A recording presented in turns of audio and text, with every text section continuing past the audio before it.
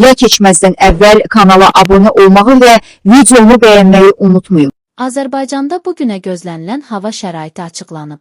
Milli Hidrometeorologiya Xidmətindən yeni sabaha verilən məlumata görə, Bakıda və Abşeron yarımadasında hava şəraitinin dəyişkən buludlu olacağı, arabir tutulacağı 4-dən 5-nə keçən gecə və səhər bəzi yerlərdə yağış yağacağı gözlənilir. Qeyd olunub ki, yarımadanın ayrı-ayrı yerlərində qısa müddətli leysan xarakterli olacağı, şimşək çaxacağı ehtimalı var. Gecə və səhər bəzi yerlərdə arabir duman şimal-qərb küləyi əsəcək. Havanın temperaturu gecə 12-14 dərəcə isti, gündüz 18-22 dərəcə isti olacaq. Atmosfer təzyiqi 760 mm civə sütunundan 765 mm civə sütununa yüksələcək. Nisbi rütubət gecə 70-80 gündüz 60-65% olacaq.